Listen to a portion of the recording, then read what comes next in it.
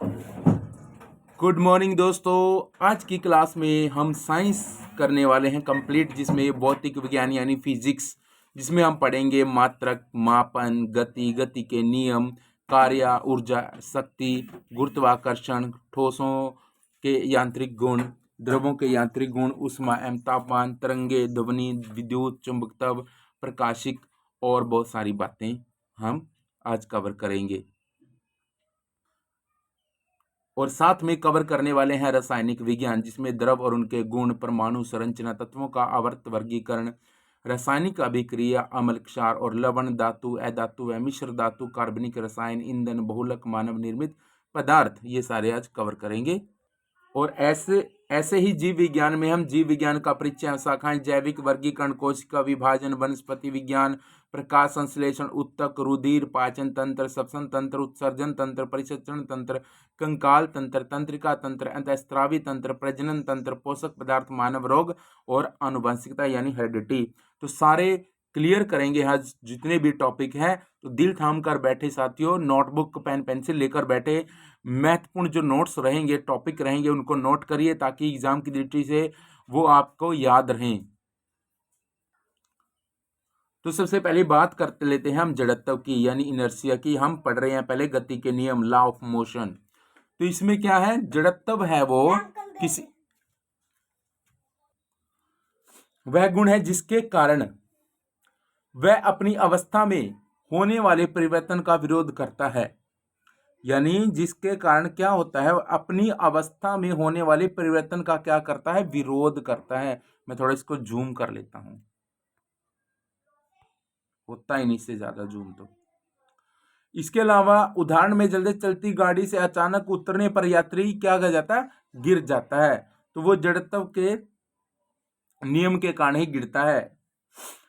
अब जड़त्व के 3 प्रकार माने गए हैं। विराम का जड़त्व, इसमें क्या हो, इनर्शिया ऑफ रेस्ट, किसी भी वस्तु का वह गुण जिसके कारण वह अपनी विराम अवस्था में होने वाले परिवर्तन का विरोध करता है। अर्थात यदि कोई वस्तु विराम अवस्था में है तो वह सदैव विराम अवस्था में ही रहना चाहती है। वह गति का विराम एवं गति का वो विरोध करती है। वो होता है विराम का जड़त्व, इनर्शिया ऑफ रेस्ट।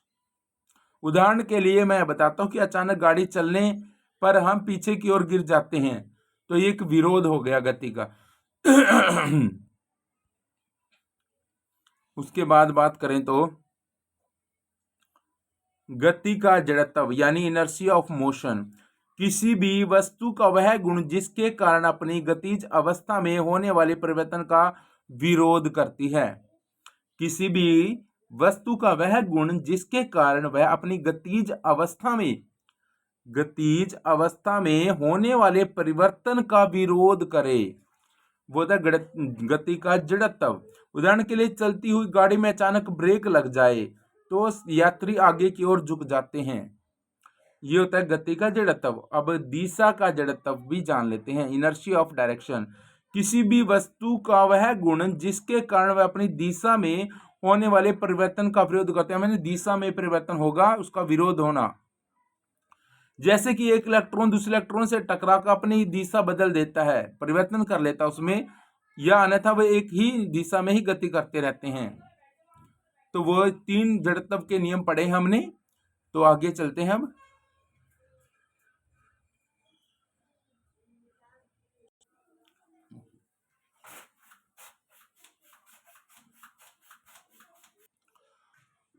साथियों जान लेते हैं न्यूटन के गति के नियम। सर आइजैक न्यूटन था, उन्होंने वर्ष 1687 में गति के नियमों को अपनी पुस्तक प्रिंसिपिया में क्या किया, प्रतिपादित किया था। न्यूटन के गति का प्रथम नियम क्या है, या जड़त्व का नियम भी बोलते हैं, जिसको गैलीलियो का नियम भी बोलते हैं, मेनली होता है न्यूटन के प्रथम गति का नियम। इस नियम के अनुसार यदि कोई वस्तु है विराम अवस्था में है तो वह विराम अवस्था में ही रहनी चाहिए, ये रहेगी। यदि कोई वस्तु गति की अवस्था में है तो वह गति अवस्था में ही रहेगी जब तक उस पर कोई बाहरी बल ना लगाया जाए। उदाहरण के लिए रुकी हुई बस के अचानक चलने पर उसमें बैठे यात्री आगे की ओर झुक जाते हैं। और दूसरा उदाहरण है, पेड़ की टहनियों को हिलाने पर उस पर लगे फूल टूटकर जमीन पर नीचे गिरने लगते हैं। तीसरा है, एक कंबल को हाथ से पकड़कर डंडे से पीटने से उसमें से जो उसमें उधूल के कण है वो बाहर निकलने शुरू हो जाते हैं। और चलती बस के अचानक ठहर जाने पर उसमें यात्री आगे की ओर झुक जाते हैं। ये है न्यूटन की गति का पहला नियम। और इसके बाद एक बात नोट करने वाली है कि न्यूटन के गति के प्रथम नियम से बल की परिभाषा ही मिलती है, यानी इसमें बल का ही कुछ न कुछ बल ही लगाया है, यानी बल ही काम कर रहा है। और गति के दूसरे नियम को समझने के लिए हमें संवेग आवेग को समझना जरूरी है। संवेग संवेग किसको बोलते हैं, यानी मोमेंटम। द्रव्यमान तथा वेग के गुणनफल को संवेग कहते हैं, इसे पी से डिनोट किया जाता है। और संवेग का जो सूत्र है वो पी, यानी संवेग इज इक्वल टू द्रव्यमान गुणा वेग होता है, यानी P is equal to M गुणा वी होता है। मात्रक इसका किलोग्राम पर मीटर पर सेकंड रहेगा। राशि कौन सी है, ये सदिश राशि है संवेग। और विमीय सूत्र इसका एम एल टी की पावर -1। विमीय सूत्र का मतलब डायरेक्शन फार्मूला। संवेग व गतिज ऊर्जा में संबंध क्या है, यानी रिलेशनशिप बताना between momentum and kinetic energy. तो गतिज ऊर्जा इक्वल होता है 1/2 मोमेंटम मल्टीप्लाई में वेग की पावर 2। यानी काइनेटिक एनर्जी को हम कैसे लिख सकते हैं, kinetic energy equal to 1/2 M V का square multiply M divide by M. यानी काइनेटिक एनर्जी इक्वल बन जाएगा पी का square divide by 2m। Formula ये बन जाएगा लास्ट में। आवेग को समझ लेते हैं। आवेग क्या है, जब किसी वस्तु पर कोई बल बहुत कम लगाया है, कम समय के लिए लगाया जाता है, तो बल और समय के गुणनफल को आवेग कहते हैं। आवेग यानी बल गुणा में समय अंतराल, यानी J is equal to F गुणा में डेल्टा टी। मात्रक रहेगा न्यूटन पर सेकंड और राशि सदिश मानी जाती है आवेग। और जो डायरेक्शन फार्मूला है एम एल टी की पावर -1 है। उदाहरण है क्रिकेट खिलाड़ी का गेंद पकड़ते समय हाथ वापिस खींचना। तो बात करते हैं न्यूटन की गति का द्वितीय नियम। दूसरा नियम है गति का, जो वो पढ़ लेते हैं। इस नियम के अनुसार किसी वस्तु पर आरोपित बल उस वस्तु के संवेग में परिवर्तन की दर के अनुक्रमानुपाती होता है। ये बात याद रखनी है आप लोगों ने। और फार्मूला रहेगा जो बल का, वो क्या रहेगा, समानुपाती रहेगा संवेग में परिवर्तन की दर का, यानी delta P divide by delta T रहेगा। यानी F is equal to delta P divide by delta T, या M delta V divide by delta T. या फिर जो ए रहेगा इसमें वो रहेगा डेल्टा वी और डेल्टा टी, यानी ए नाम दे देते हैं डेल्टा वी और डेल्टा टी को। तो फार्मूला जो बना है F is equal to M गुणा में ए।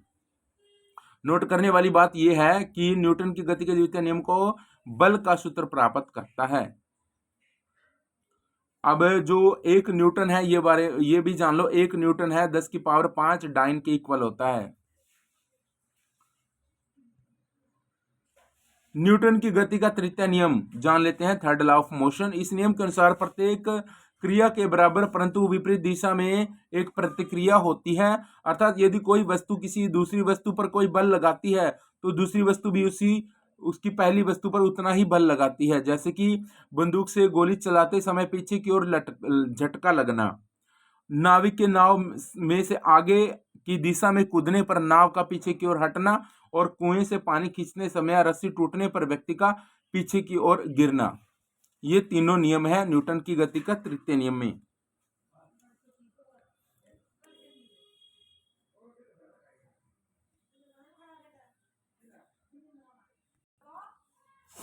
अब इसमें जो नोट करने वाली बात है वो है न्यूटन की गति का तृतीय नियम है वो क्या है, क्रिया प्रतिक्रिया नियम व संवेग संरक्षण का नियम भी कहलाता है। ये इनमें नोट करने वाली बात है। अब जान लेते हैं जो परीक्षा की दृष्टि से महत्वपूर्ण तथ्य रहेंगे इस चैप्टर से संबंधित। जड़त्व का नियम किसने दिया, गैलीलियो ने दिया। पिंड की समान स्थिति में रहने का कारण क्या है, जड़त्वता है। और पिंड का जड़त्व निर्भर करता है द्रव्यमान पर। गति के नियम प्रतिपादित किए हैं न्यूटन ने। और संवेग की विमा है, यानी संवेग का जो डायरेक्शन फार्मूला है वो है एम एल टी की पावर -1। द्रव्यमान और वेग का गुणनफल क्या कहलाता है, संवेग कहलाता है। संवेग कैसी राशि है, एक सदिश राशि है। संवेग की दिशा कैसी सदैव होती है, वेग की दिशा में ही रहती है। न्यूटन के द्वितीय नियम से किसकी परिभाषा मिलती है, बल की ही परिभाषा मिलती है। न्यूटन के गति के नियम का अन्य नाम है जड़त्व का नियम। और बल का सूत्र प्राप्त होता है न्यूटन के द्वितीय नियम से। बल के प्रकार हैं संपर्क और असंपर्क।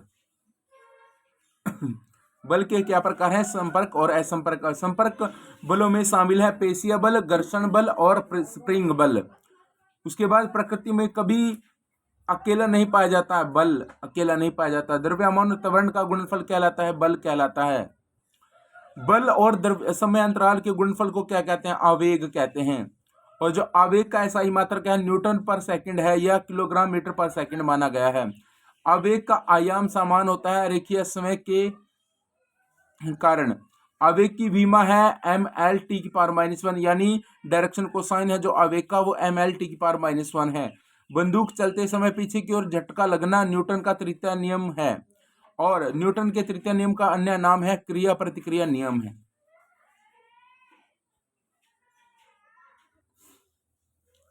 अब जान लेते हैं कि परीक्षा उपयोगी जो महत्वपूर्ण प्रश्न रहेंगे हमारे, उनके बारे में। पहला क्वेश्चन है कि निम्नलिखित में से किस आधुनिक भौतिकी विज्ञान ने न्यूटनी यांत्रिकों को मूलभूत सिद्धांतों की गहनता से जांच की है?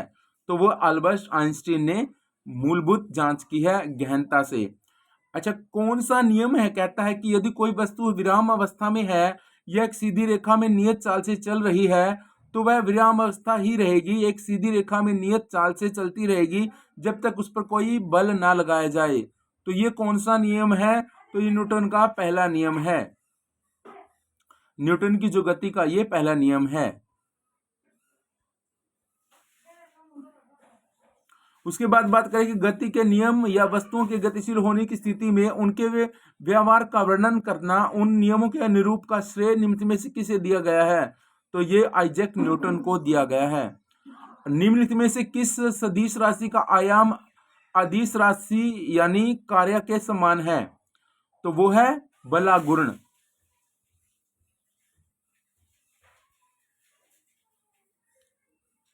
द्रव्यमान m के एक पत्थर को रस्सी से बांधकर एक समान चाल v से त्रिज्या r के ऊर्ध्वाधर वृत्ताकार पथ में घुमाया जाता है। सबसे निचले बिंदु पर पत्थर पर नीचे की ओर गिरने वाला कुल बल ज्ञात करें। ये आरपीएफ कांस्टेबल में आया है 2025 में। तो ये फार्मूला है mv का square divide by r plus में mg। ये क्वेश्चन आपका, ये आंसर आपका रहेगा। उसके बाद है कि यदि किसी पिंड का द्रव्यमान m, रेखीय वेग p और गतिज ऊर्जा k है तो इनमें से कौन सा व्यंजक सही है? तो इसमें जो सही रहेगा व्यंजक वो रहेगा p = वर्गमूल 2km, ये रहेगा।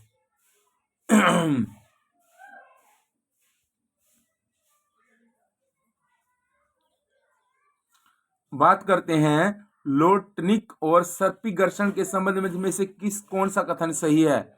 तो इसमें कथन है जो वो सर्पी घर्षण प्राय लोटनिक घर्षण से अधिक होता है, ये रहेगा। इसके बाद बात करें क्वेश्चन नंबर 8। बंद लूप में अक्षांशीय बलों द्वारा किया गया जो कार्य है वो क्या कहलाता है? वो पथ पर निर्भर करता है।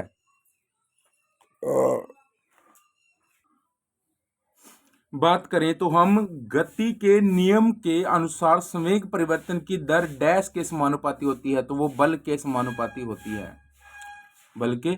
और निम्नलिखित विकल्पों में से सही युग्म का चयन करना आप लोगों ने। तो सही चयन रहेगा इसमें, देखो पहला है वस्तु द्वारा अपनी गति की स्थिति को बदलने के लिए प्रतिरोध जड़त्व है, वस्तु द्वारा अपनी गति की स्थिति बदलने के लिए प्रतिरोध त्वरण है। तो सही आंसर जो ये रहेगा, पढ़ें एक बार पहले इनको, और सही आंसर आपको पता ही है, वस्तु द्वारा अपनी गति की स्थिति को बदलने के लिए प्रतिरोध है वो जड़ है, जड़त्व है। जब कोई मोटर कार तेज चाल से तीक्ष्ण मोड़ पर मुड़ती है तो हम एक और झुकने लगते हैं। यह उदाहरण गति के किस नियम पर आधारित है? तो गति का पहला नियम है ये। द्रव्यमान और जड़त्व के संबंध में निम्नलिखित में से कौन सा विकल्प सही है? तो इसमें हम कह सकते हैं कि जड़त्व है वो द्रव्यमान के समानुपाती रहता है। गति के प्रथम नियम को निम्नलिखित में से क्या कहा जाता है? तो जड़त्व का ही नियम ही कहा जाता है। और ये देखो कहाँ पे आया, RRB टेक्निकल ग्रेड 3rd 24/12/2024 के पेपर में आया हुआ है। जितने भी क्वेश्चन रिपीट हैं वो सारे ही हम कवर करने वाले हैं। उसके बाद न्यूटन की गति के तृतीय नियम के अनुसार डैश है। इसके अनुसार क्या है कि प्रत्येक क्रिया की एक समान और विपरीत प्रतिक्रिया होती है और वे दो अलग अलग पिंडों पर लगता है। यह तृतीय नियम बोलता है, यानी क्रिया पर प्रतिक्रिया। और बल का एसआई मात्रक बताना है, बिल्कुल आसान क्वेश्चन न्यूटन। और संवेग का एसआई मात्रक, ये भी बिल्कुल आसान क्वेश्चन है, यानी लड्डू क्वेश्चन मान सकते हो आप इसको, जो क्वेश्चन नंबर 17 है। तो आंसर जो रहेगा इसका वो क्या रहेगा साथियों, किलोमीटर पर सेकंड, मीटर पर सेकंड, किलोमीटर पर मीटर सेकंड रहेगा। और संवेग परिवर्तन की दर लगाए गए असंतुलित के समानुपाती होती है, वो किसमें, बल के। अब 19वां क्वेश्चन है कि एक गाड़ी एक समान वेग से गतिमान है और गाड़ी को रोकने के लिए विपरीत दिशा में एक अवमंदन बल लगाया गया है, तो बल द्वारा किया गया कार्य क्या कहलाएगा, ऋणात्मक कार्य कहलाएगा वो। और एक नाविक चलती हुई नाव से कूदता है तो नाव पीछे की ओर गति करती है, तो गति के किस नियम का एक उदाहरण है, तो साथियों क्रिया पे प्रतिक्रिया हुई है, तो तीसरा नियम रहेगा। अब यहां पे निम्न में से कौन सा विकल्प न्यूटन के गति के दूसरे नियम का समान है, यानी उसका प्रतिपादित करेगा, उस पर खरा उतरेगा। तो हम कह सकते हैं कि किसी गतिमान वस्तु पर लगाया गया बल, किसी गतिमान वस्तु पर लगाया गया बल त्वरण के अक्रमानुपाती होता है।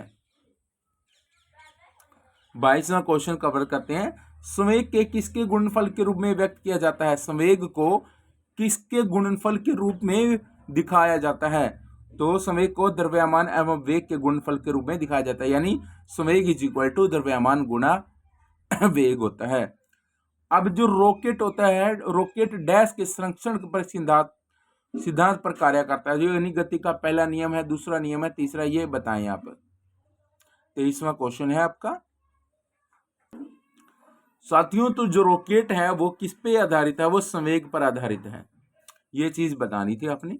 न्यूटन के गति के नियमों का प्रकाशन वर्ष क्या है, 1687 में न्यूटन के गति का जो प्रकाशन वर्ष मनाया गया है। बल की परिभाषा को किस नियम के आधार पर व्याख्यात किया जा सकता है, तो बल की मेन परिभाषा क्या है, न्यूटन के गति के दूसरे नियम पर आधारित है बल की परिभाषा।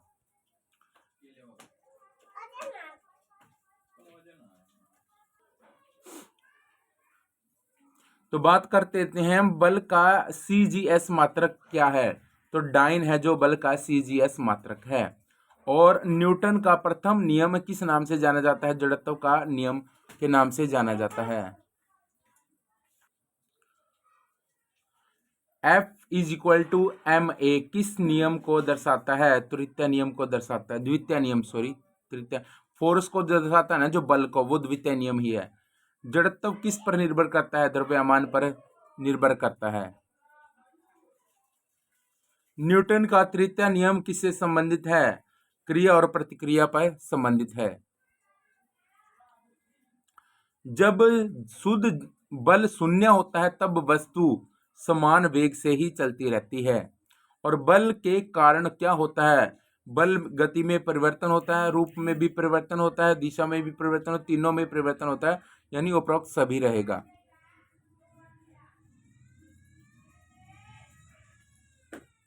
गति में परिवर्तन, गति में परिवर्तन की दर, 33वां क्वेश्चन है, जो गति में परिवर्तन की दर है वो किसे कहते हैं, त्वरण को कहते हैं साथियों। किसको कहते हैं, त्वरण को। एक्शन और रिएक्शन बल, यानी क्रिया और प्रतिक्रिया, तो ये चीज बतानी है अपने तो बराबर और विपरीत दोनों ही होंगे। उसके बाद भार किसका गुण है, तो गुरुत्वाकर्षण बल का गुण है भार। द्रव्यमान का एसआई मात्रक क्या है, किलोग्राम, किलोग्राम द्रव्यमान का एसआई मात्रक है। किस नियम से बल की गणना की जाती है, द्वितीय नियम से बल की गणना की जाती है। वेग परिवर्तन की दर किस पर निर्भर करती है? तो द्रव्यमान और बल पर क्या करती है? वेग की जो परिवर्तन दर है वो निर्भर करती है द्रव्यमान और बल पर। एफ अगर जीरो हो जाए, यानी बल अगर जीरो होने पर शरीर में कौन सी विशेषता सबसे उपयुक्त है? जड़त्व।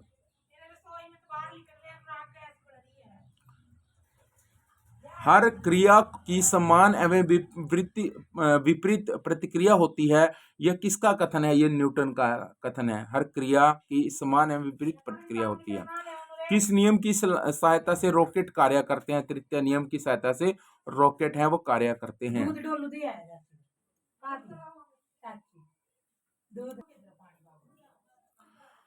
अगर वस्तु का द्रव्यमान दोगुना कर दिया जाए तो बल समान रखा जाए या त्वरण, तो आधा हो जाएगा बल। जड़त्व अधिक किस में होगा? ट्रक में। देखो एग्जांपल है पेंसिल, गेंद, पत्थर, ट्रक, तो ट्रक में जड़त्व ज्यादा होगा। अब ये बतानी है टक्कर में कौन सी मात्रा संरक्षित रहती है, ये चीज आपने बतानी है। तो बात थी कि टक्कर में कौन सी जो संरक्षित रहती है चीज, तो संवेग है, बिल्कुल संरक्षित रहता है टक्कर में। और आवेग का क्या अर्थ है? आवेग का जो फार्मूला है बल गुणा समय है रहेगा आवेग का फार्मूला। तो बात कर लेते हैं संवेग का SI मात्रक है किलोमीटर पर सेकंड। एंड संवेग संरक्षण नियम किससे संबंधित है? तृतीय नियम से संबंधित है, संवेग संरक्षण नियम। और त्वरण किस पर निर्भर करता है? त्वरण हमारे पास बल और द्रव्यमान दोनों पर निर्भर करेगा। और गाड़ी अचानक रुकने पर शरीर आगे की ओर झटकता है, यह किसके कारण होता है? तो ये होता है जड़त्व के कारण। तो एक न्यूमेरिकल आ गया है, 50वां क्वेश्चन है। 2.5 मीटर पर सेकंड स्क्वायर पर 10 kg द्रव्यमान को त्वरित करने के लिए आवश्यक जो बल की मात्रा है वो कितनी है? वो 25 न्यूटन होनी चाहिए। और इसमें जो ये चीजें हैं कौन सी दी गई हैं और क्या निकालना है, ये चीजें सारी दी गई हैं। फोर्स निकालनी थी जिसका फार्मूला M × A। तो M दिया गया है और A दिया गया है, दोनों चीजें दी गई है। तो आपके पास F आ जाता है 25 न्यूटन। क्वेश्चन नंबर 51 है कि एक वस्तु का द्रव्यमान 85 किलोग्राम और वेग 60 मीटर पर सेकंड है, तो वस्तु का संवेग ज्ञात करना है आपने। तो इसमें जो रहेगा वो 5100 किलोमीटर पर सेकंड रहेगा। और इसमें जो इसका जो कैलकुलेशन है वो नीचे देख सकते हो आप। क्या दिया गया? वेग दिया गया है, द्रव्यमान भी दिया गया है, हमें P निकालना है। तो P निकालने के लिए मतलब क्या करेगा? संवेग निकालना हमें, तो फार्मूला रहेगा M × V। तो दोनों की वैल्यू पुट कर दो, आंसर आ जाएगा आपके पास। यदि किसी गतिमान पिंड की चाल 2 गुनी कर दी जाए तो क्या फर्क पड़ेगा? 2028 में ग्रुप डी में आया हुआ क्वेश्चन है ये। तो क्या होगा यदि किसी गतिमान पिंड की चाल 2 गुनी कर दी जाए? तो इसमें क्या रहेगा? संवेग भी 2 गुना हो जाएगा। दिया गया है कि द्रव्यमान m है और प्रारंभिक वेग v है, तो अंतिम वेग भी 2v हो जाएगा। यानी P1/P2 = mv होता है और m गुना 2v होता है। इसका मतलब P2 है हमारे पर 2P1 के इक्वल आ गया। 53 क्वेश्चन है कि 2 किलोग्राम की एक पिस्तौल से 150 मीटर पर सेकंड की वेग के साथ एक 30 ग्राम की एक गोली क्षैतिज रूप से चलाई गई और पिस्तौल का प्रतीक्षित वेग कितना रहेगा, ये चीज बतानी है। तो ये रहेगा -2.25 मीटर पर सेकंड। कैसे निकाला? mg दिया गया, m1 इसमें दिया गया है कितना 2 kg और m2 दिया गया है 30 kg 30 ग्राम यानी 0.3 kg। और v2 भी 150 मीटर पर सेकंड है, v1 हमें निकालना है। तो फार्मूला हमने लगाया कि m1 v1 = m2 v2। इस फार्मूले से हमने सॉल्व किया और सॉल्व करके हमारे पास जो v1 की वैल्यू आ गई वो 2.25 मीटर पर सेकंड निकल गई। तो अतः प्रतिरक्षी वेव 2.25 मीटर पर सेकंड होगा। उसके बाद जब 8 kg द्रव्यमान की किसी वस्तु पर कोई सतत बल 2 सेकंड कार्य करता है तो वह वस्तु के वेग को 4 मीटर पर सेकंड से 9 मीटर पर सेकंड तक बढ़ा देता है। तो लगाए गए बल का परिणाम क्या रहेगा वो चीज बतानी है। तो 20 न्यूटन रहेगा। और इसका सोल्यूशन क्या रहेगा देख लेते हैं। M दिया गया है, T दिया गया है और V दिया गया है और U, चार चीजें दी गई हैं। फार्मूला रहेगा आपके पास F = M × V - U / T। इसमें वैल्यू पुट करो और आंसर निकाल लें आप।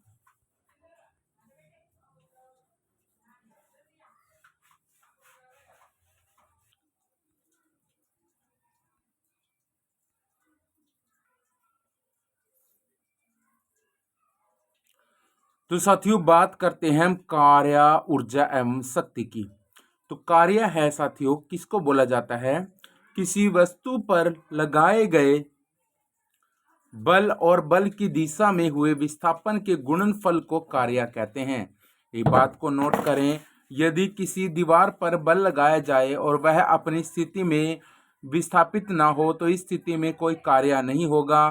तो इस स्थिति में जो फार्मूला रहेगा कार्य का वो रहेगा बल गुणा बल की दिशा में विस्थापन, यानी W is equal to F dot S, यानी F मल्टीप्लाई एस रहेगा। यानी आप ये चित्र के माध्यम से देख सकते हो, ये पूरी डिटेल है। W is equal to F multiply S क्यों है? F का मीनिंग है बल, S का मतलब है डिस्प्लेसमेंट यानी विस्थापन। और एक बात और नोट करें कि यदि लगाया गया बल किसी कोण पर लगा हो तब W क्या रहेगा? F गुणा में S कोस थीटा रहेगा, जैसे कि नीचे दिखाया गया है। ये किस तरीके से बल काम कर रहा है? कार्य के मात्रक हैं जो वो न्यूटन पर मीटर है, और SI मात्रक है जूल, और अदिश राशि है ये, और CGS मात्रक है इसका अर्ग, और डायमेंशन का जो फार्मूला है वो ml2 की पावर -2, और 1 जूल है वो 10 की पावर 7 अर्ग के बराबर है। ये चीजें महत्वपूर्ण है एग्जाम की दृष्टि से। कार्य के प्रकार हैं वो धनात्मक कार्य कब रहेगा? यदि बल और विस्थापन एक ही दिशा में हो और थीटा यानी एंगल 0 डिग्री हो। उदाहरण के लिए बल के प्रभाव से बॉक्स में विस्थापन कैसे होता है? W is equal to F S cos theta is equal to F S cos 0 degree, यानी कोस डिग्री का जो मान होता है वो 1 होता है, तो W is equal to F S आ गया। और इस स्थिति में कार्य है धनात्मक होगा, जिस साइड में फोर्स लगा रहा है उसी साइड में S काम कर रहा है।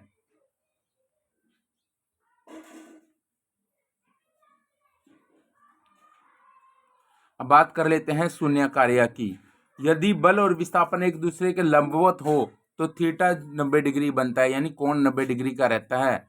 और W है वो कैसे काम करेगा? वो एफ एस कोस थीटा यानी एफ एस कोस 90 डिग्री, और 90 डिग्री पे 0 वैल्यू देता है कोस, तो W का मान है यानी जो कार्य रहेगा वो 0 रहेगा।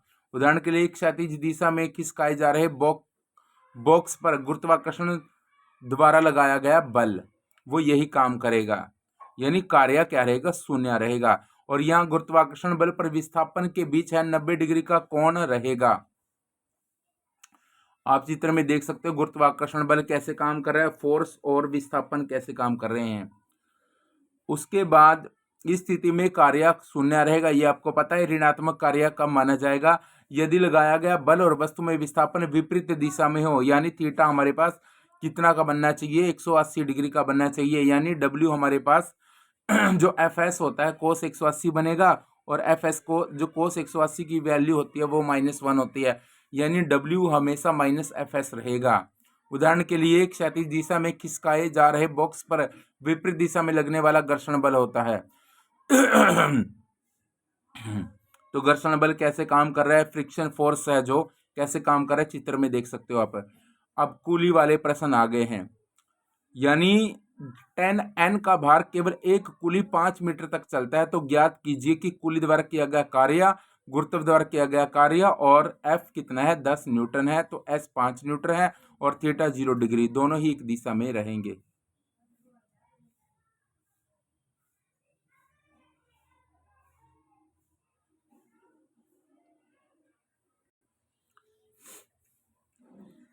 तो यहां देख रहे हो आप, ये कुली है जिसमें F है, फोर्स लगा हुआ है, और विस्थापन भी, डिस्प्लेसमेंट भी हो रही है।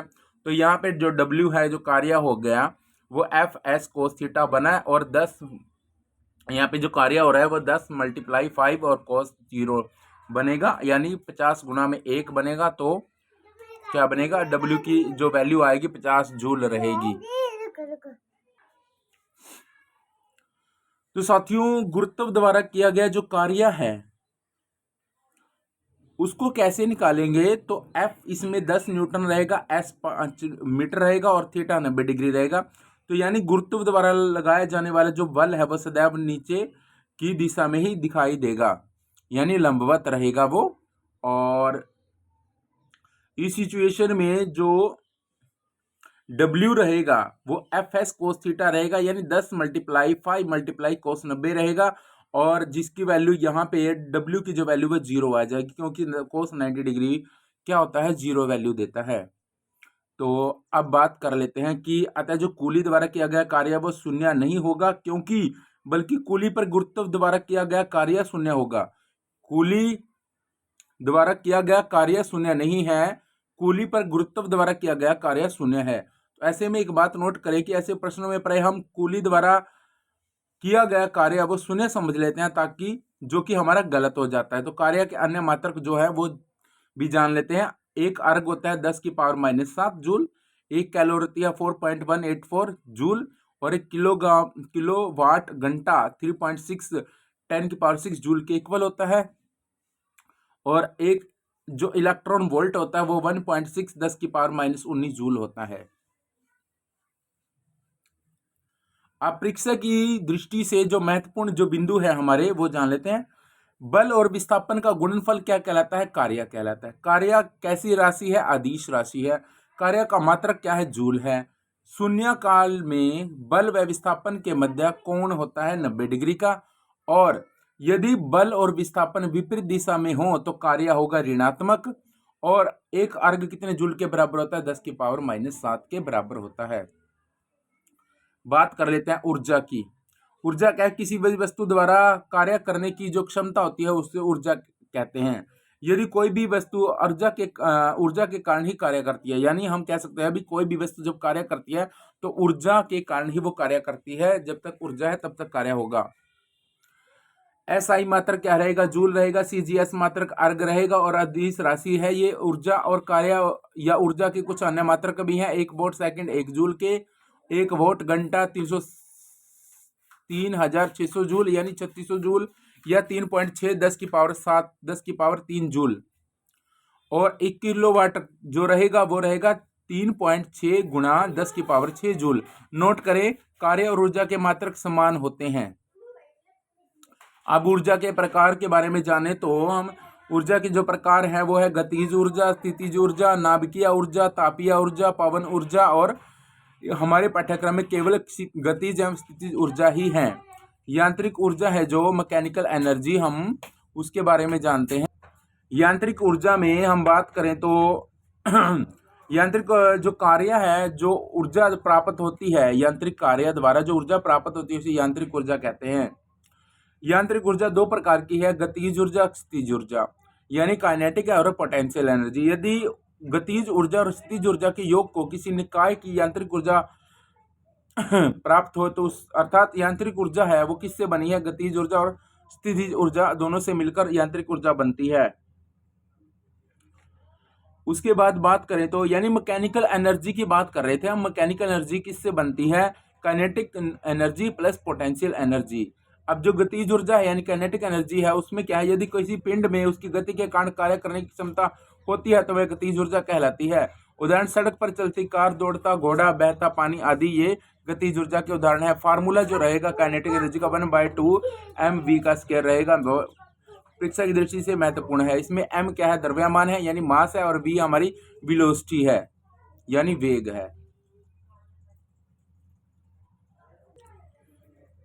बात कर लेते हैं गतिज ऊर्जा से संबंधित महत्वपूर्ण तथ्यों की। यदि द्रव्यमान को दोगुना किया जाए तो गतिज ऊर्जा भी दोगुनी हो जाती है, और यदि द्रव्यमान को आधा किया जाए तो गतिज ऊर्जा आधी हो जाती है, और यदि वेग को दुगुना किया जाए तो गतिज ऊर्जा 4 गुना हो जाती है, और यदि वेग को आधा किया जाए तो गतिज ऊर्जा 1/4 गुना हो जाती है। ये बातें आपको ध्यान रखनी है। क्षितिज ऊर्जा यानी पोटेंशियल एनर्जी, यदि अधिकतर हम समझते हैं कि रुकी हुई हर वस्तु में स्थितिज ऊर्जा होती है, जो कि सही नहीं है। आप जमीन पर रखे एक पत्थर के बारे में सोचो, क्या उसमें ऊर्जा होती है? प्रश्न सोचिए, क्या आप उसे पकड़कर छोड़ने पर विस्थापित होगा वो या नहीं होगा? यदि वह विस्थापित नहीं होगा तब वो कोई कार्य नहीं कर रहा, अर्थात उसमें कोई ऊर्जा ही नहीं है। प्रश्न